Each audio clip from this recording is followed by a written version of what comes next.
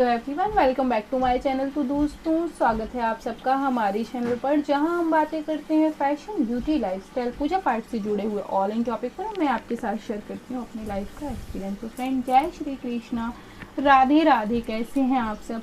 I hope आप लोग अच्छे होंगे। मैं भी बिल्कुल ठीक हूँ। और आज का वीडियो जो है 16 दिवसीय पूजन पर है, अंतिम पूजन पर है। अब कि अब हम 16 दिवसीय व्रत का जो अंतिम दिन होगा, कहने का मतलब जो अश्विन माह की कृष्ण अष्टमी होगी, उस दिन हम कैसे करेंगे। तो इस दिन दोनों लोगों को पूजा करनी होती है।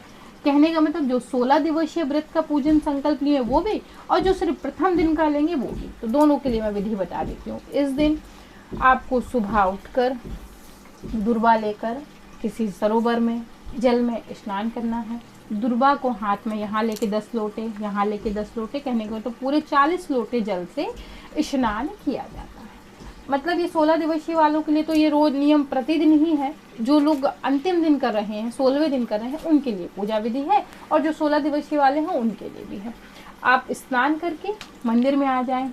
माँ लक्ष्मी जी की मूर्ति आपने रखी होगी, जो प्रथम दिन का पूजन कर रहे हैं उन्होंने नहीं रखी होगी तो वो इस दिन रखेंगे।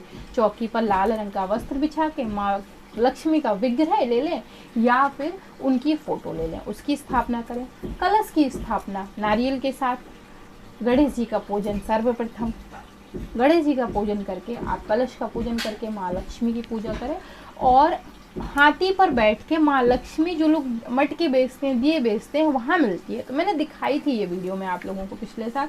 बहुत सारे इसमें 16 दिए लगे रहते हैं। ये जो दिए देख रहे हैं ना आप, ये पूरे गिनेंगे आप तो 16 होंगे। और ये इस प्रकार का हाथी बना रहता है, और ये माँ लक्ष्मी जी हैं। तो ये आपको बहुत ही इजीली मिल जाएंगी। 50, 60, 100 रुपये का विग्रह ही आता है, मिट्टी का, काली मिट्टी का रहता है। इसे ऐसे ही पूजा किया, जैसे रंगा चौका नहीं जाता, ध्यान रखिएगा, इसको रंगिएगा मत, ये ऐसे ही रहेगा। और आपको किसी भी कुम्हार की शॉप पर मिल जाएगा। जो लोग दिए बेचते हैं, मिट्टी के बर्तन बेचते हैं, मटके बेचते हैं, वहाँ मिल जाएगा। तो आप इनकी भी स्थापना करिए, इन्हें ला के आप रख लीजिएगा। इनका पूजन 16 दिन नहीं करना है, अंतिम दिन करना है। मंदिर में आके जैसे मैंने आपको कहा, गणेश जी का पूजन, फिर कलश का पूजन, माँ लक्ष्मी का पूजन। ऐरावत हाथी आ गए, माँ लक्ष्मी जी विराजमान है इन पर, तो इनका विधि विधान से पूजन। आप पहले स्नान करवाइएगा, स्नान के बाद वस्त्र धारण करवाइएगा, वस्त्र रूपी कलावा चढ़ाइएगा, लाल चुनरी चढ़ाइएगा, 16 श्रृंगार की सामग्री चढ़ाइएगा। मैंने कहा था इस वीडियो की शुरुआत में कि 16 संख्याओं का विशेष महत्व होता है। तो जो 16 श्रृंगार की सामग्री है वो माँ के ऊपर चढ़ेगी। तो आप इसमें आर्टिफिशियल बिछिए ले सकते हैं, पायल ले सकते हैं। अगर चांदी के लेने की क्षमता नहीं है तो आप आर्टिफिशियल लेके माँ को चढ़ा सकते हैं। मंगलसूत्र माँ को चढ़ा सकते हैं। और जो अपना श्रृंगार की जो समस्त सामग्री है वो माँ को लगेगी। आप सभी लोग जानते होंगे, शादीशुदा महिलाएं जो हैं वो सब जानती होंगी। तो आप लोग जो है इस प्रकार से माँ को 16 सामग्री अर्पित करिएगा। माँ की आरती करिएगा, विधि विधान से उनको कुमकुम, चंदन, कलावा, लाल पुष्प की माला अर्पित करिएगा। और कथा सुनिएगा। इस दिन कथा विशेष होती है, कथा सुनिएगा। जो लोग प्रतिदिन एक गांठ लगाते आ रहे हैं धागे में, उनकी आज 16वीं गांठ पूर्ण होगी। जिन लोगों ने प्रथम दिन ही पूजन किया है, कहने का मतलब 16वें दिन पूजन करेंगे, वो उसी दिन 16 गांठ लगाएंगे। तो कच्चे सूत को हल्दी में रंग के उसमें 16 गांठ लगा के माँ के चरणों में रख देंगे। और उसमें जैसे ही गांठ लगा देंगे, माँ की आरती कर लेंगे, कथा सुन लेंगे।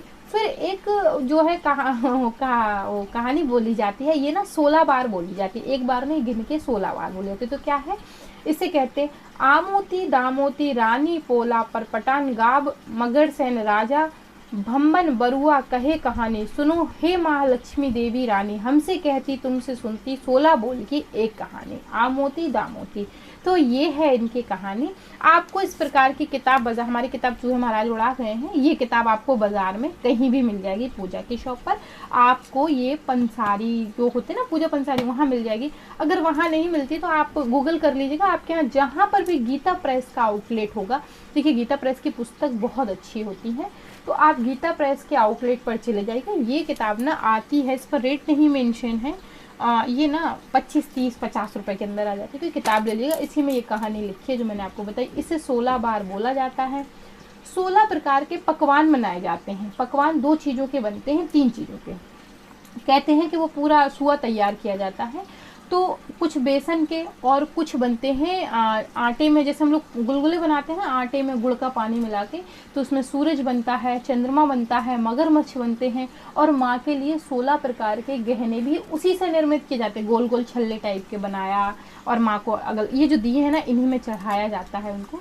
तो दोनों चीज़ों के 16 बना लीजिएगा, 16 गुड़ के और 16 बेसन के। आप पुए हुए भी बना सकते हैं, पूरी सब्जी का भोग अलग लगेगा, ये जो मैंने आपको बताया ये चीज़ें अलग बनेंगी।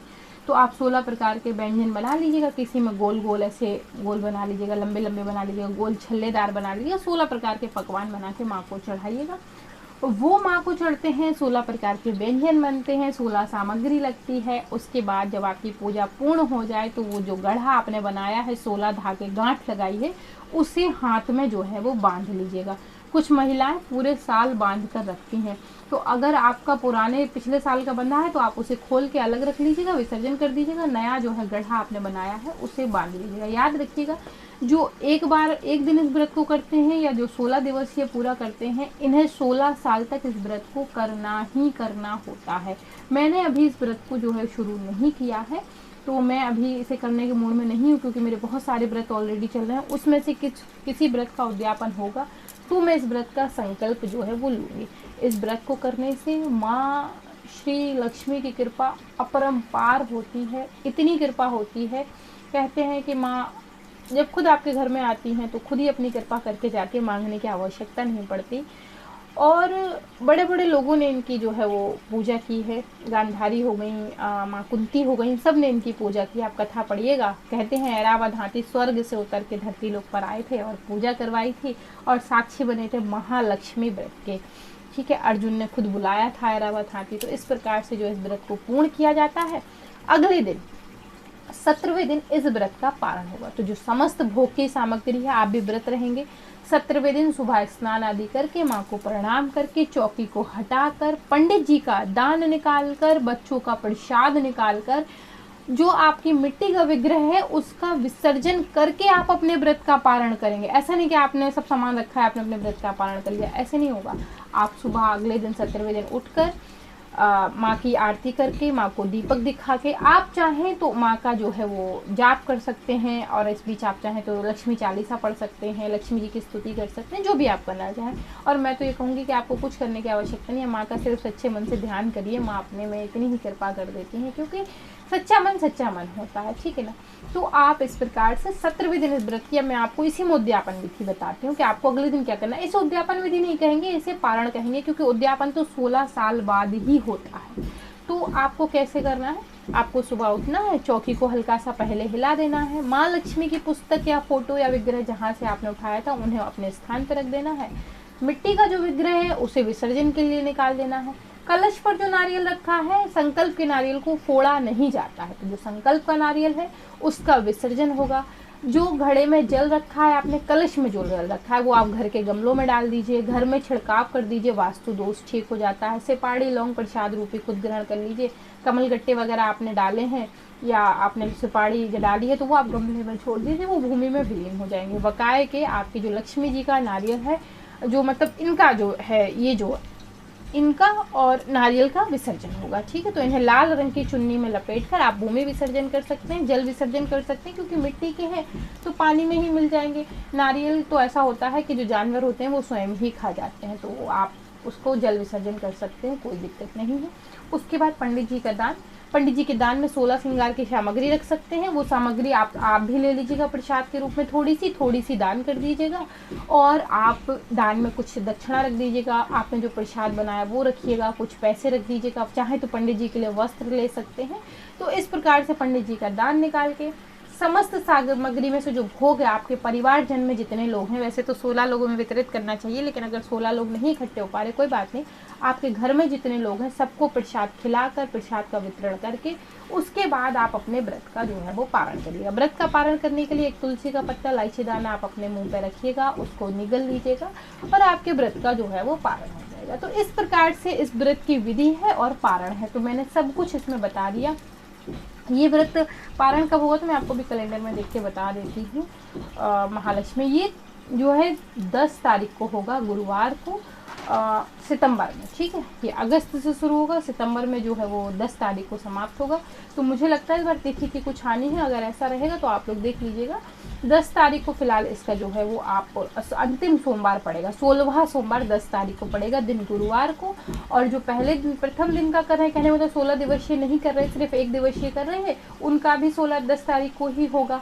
तो आप जो है 16 दिन जो पूर्ण होंगे वो 10 तारीख को ही होंगे, 10 सितंबर को होंगे, दिन गुरुवार के दिन। तो आप अपने व्रत का पूजन करिएगा। पूजा आपको सुबह में भी करनी है, शाम को भी करनी है। आप 1 दिन का व्रत रह रहे तब भी आपको अन्न का जो है वो ग्रहण नहीं करना है। आप 16 दिन का रह रहे तब भी आपको अन्न का ग्रहण नहीं करना है। तो मैं आशा करती हूँ इस वीडियो में मैंने आपको सब कुछ शेयर कर दिया है, महालक्ष्मी के व्रत से जुड़ी हुई सभी जानकारी दी है। अगर वीडियो पसंद आए तो like, share, subscribe and comment करना बिल्कुल ही मत भूलिए। और आप मुझे बताइए आगे आप क्या वीडियो देखना चाहते हैं। मैं मिलती हूँ विद अ न्यू वीडियो, तब तक के लिए जय Shri Krishna, Radhe Radhe, bye bye friends, bye bye.